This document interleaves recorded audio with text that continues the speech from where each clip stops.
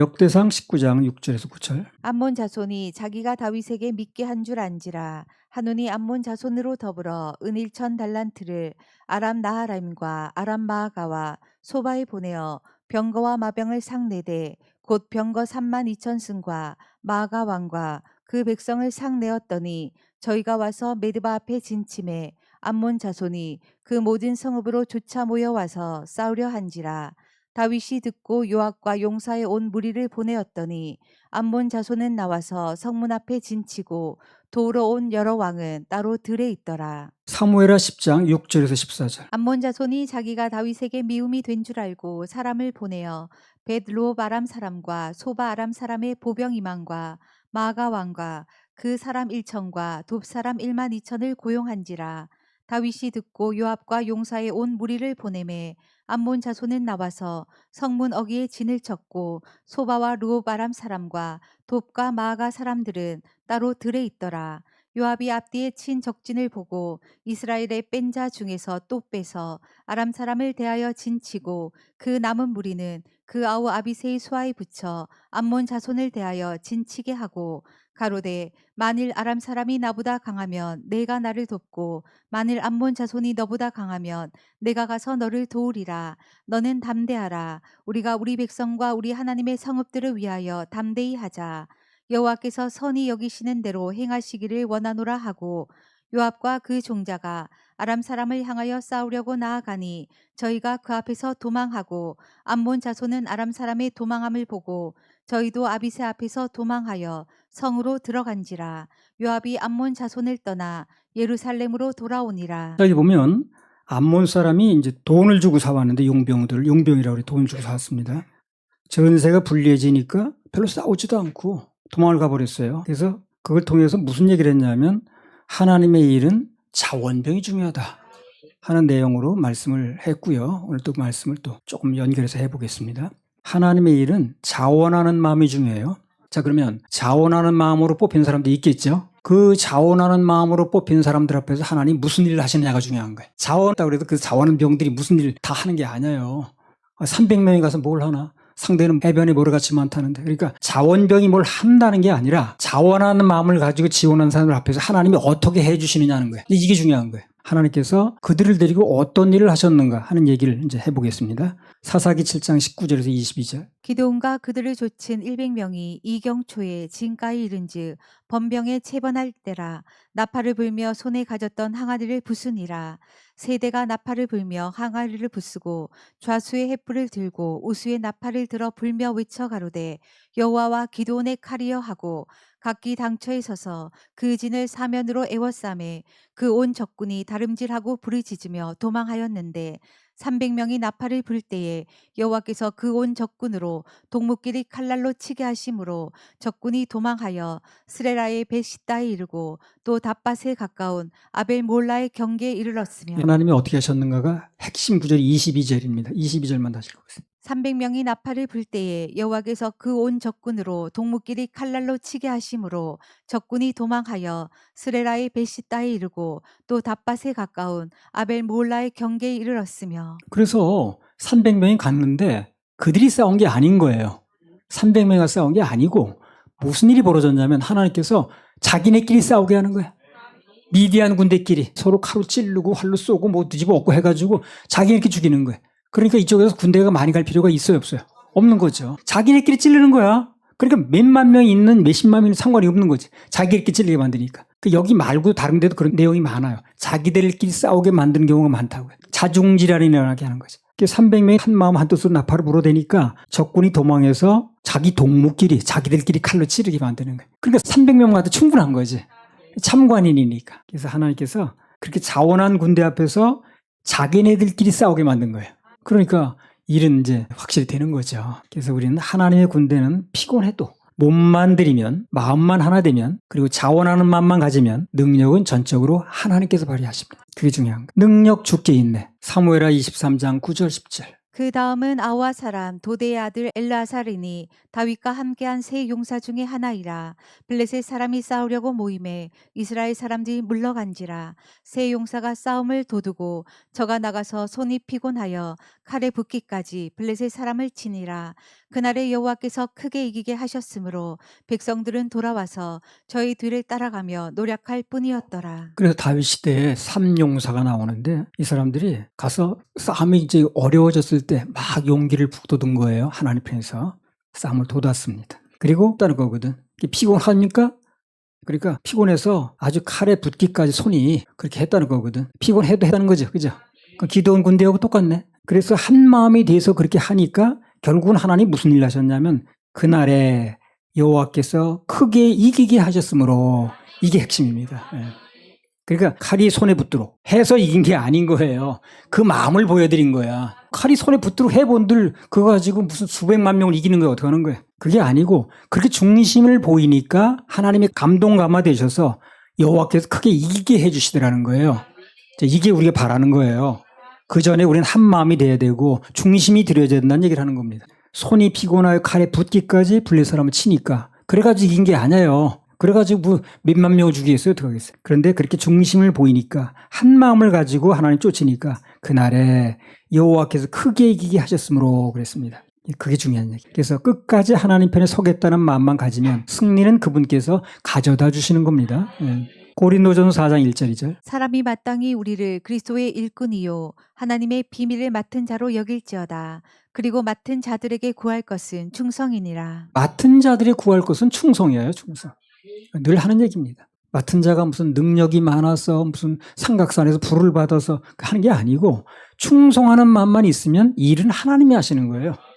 그걸 우린 꼭 알아야 돼요. 능력받는 비결이 그겁니다. 내가 뭘 하는 게 능력이 아니라 중심을 들이고 마음을 하나로 하면 하나님이 일해 주시는 게 능력인 거예요. 기도원 군대가 다 가본 3만 몇 명인데 처음에 집에 가기 전에 다 가본들 상대방이 10분의 1도 안 되는 거예요. 그거 가지고 어차피 안 되는 거예요.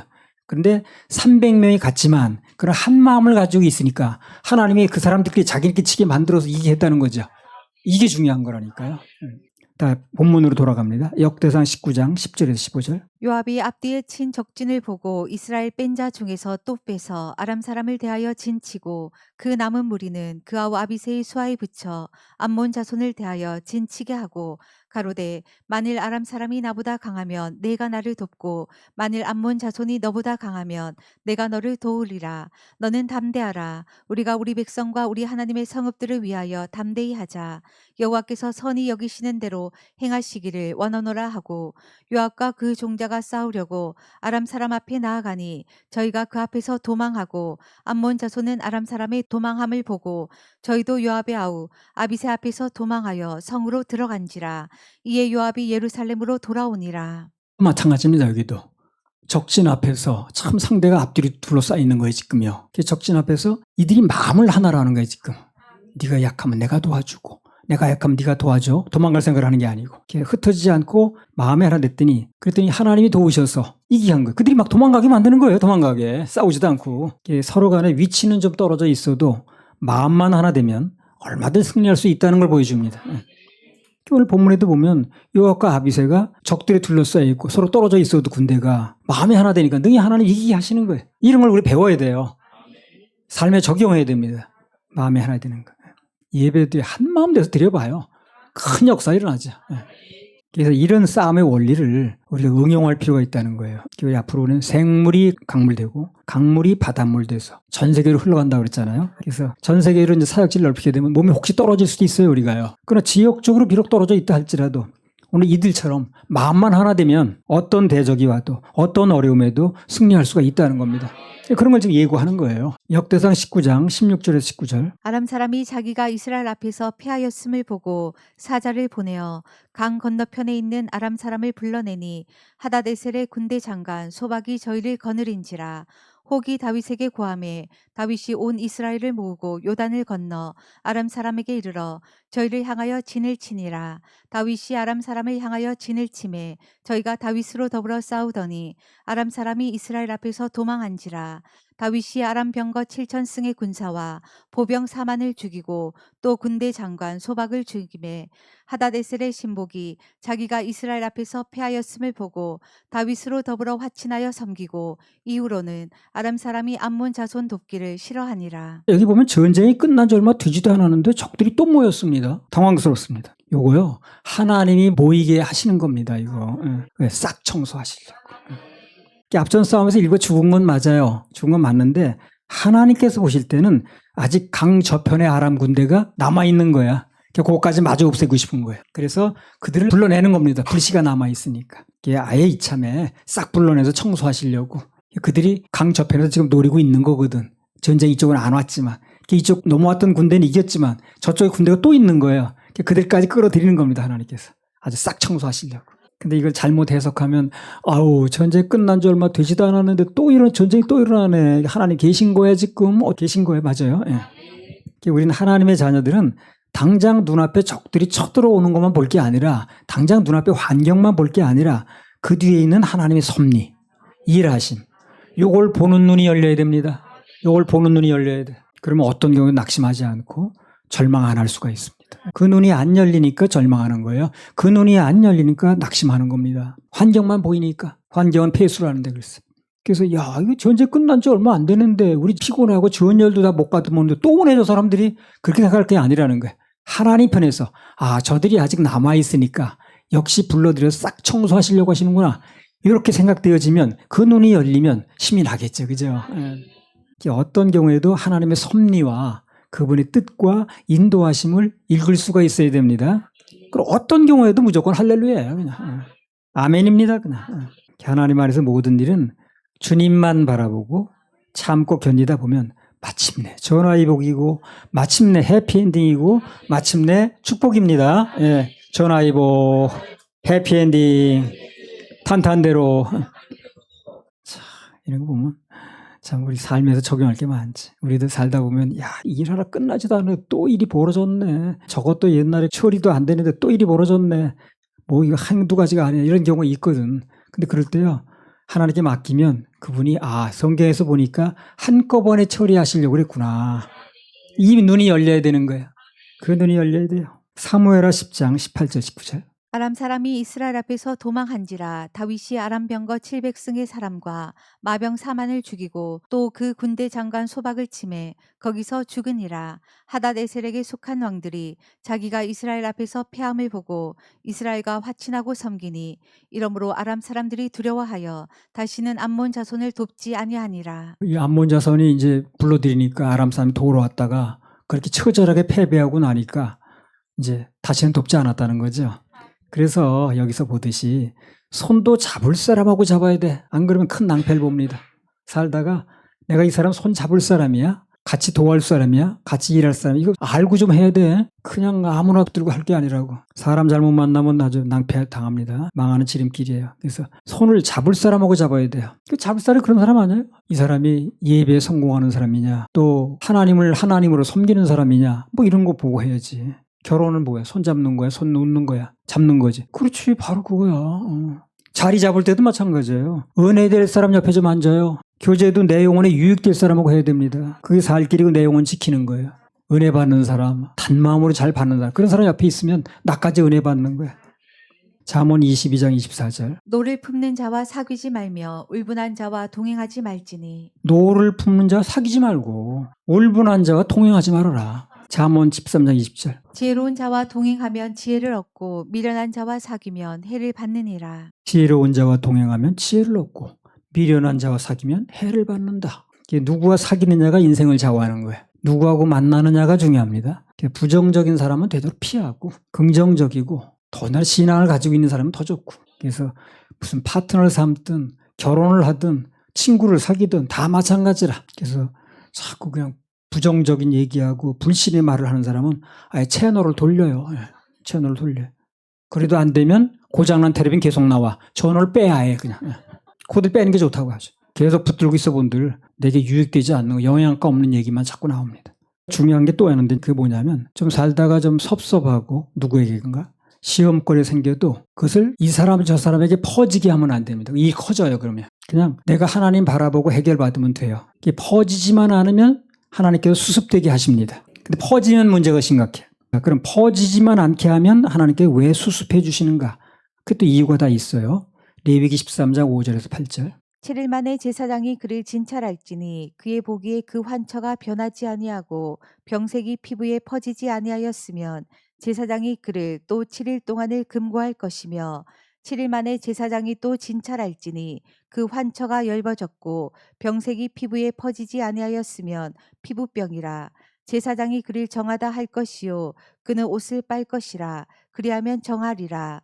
그러나 정결한 여부를 위하여 제사장에게 보인 후에 병이 피부에 퍼지면 제사장에게 다시 보일 것이요 제사장은 진찰할지니 그 병이 피부에 퍼졌으면 그를 부정하다 진단할 것이라. 이는 문둥병임이니라. 그럼 피부병과 문둥병 차이를 어떻게 구별한다는 거예요, 지금? 피부병과 문둥병은 차원이 틀려요. 그렇죠? 그러면 문둥병과 피부병의 차이를 성경은 어떻게 구별하냐는 거예요. 퍼지면 문둥병이라는 거예요. 퍼지지 않고 그대로 있으면 단순 피부병이라는 겁니다. 마음에 어떤 상처나 섭섭하거나 시험거리가 있어도 그걸 어떻게 합니까? 그냥 자꾸 발설하지 말고 퍼뜨리지 말고 그냥 품고 있으면 피부병이 되는 거예요. 그러니까 피부병이니까 불치병은 아니죠. 그게. 고칠 수가 있는 겁니다. 근데 자꾸 그걸 전파하고 다른 데 퍼지게 만들면 문둥병이 돼버린다는 거예요. 그게. 그러면 복잡해지는 거예요. 문둥병으로 쉽게 고쳐지는 게 아니거든요. 쉽게 안 고쳐진 걸 격리하는 거예요. 이게 문둥병과 피부병은 천지 차이인데 그 차이가 어디서 나오냐면 퍼지게 만들면 문둥병, 안 퍼지고 자기만 가지고 있으면 피부병 그런 겁니다. 피부병 상태로 있으면 하나님께 고치기가 좋은 거예요. 퍼지게 문둥병이 되면 고치는 게 아니라 격리를 시켜요. 그래서 항상 시험거리가 있을 수도 있고 살다 보면 그렇지만 그것을 내가 어떻게 처리하느냐가 중요합니다. 하나님께 맡겨요. 맡기고 그냥 기다리면 주님이 해결하시면 되는 거지. 그걸 옆에 사람한테 해봐가지고 자꾸 번져본들 문둥병만 돼가지고 좀비가 좀비를 물면 또 좀비 나오는 거예요. 할렐루야 우리 하나님 박수 올리더래.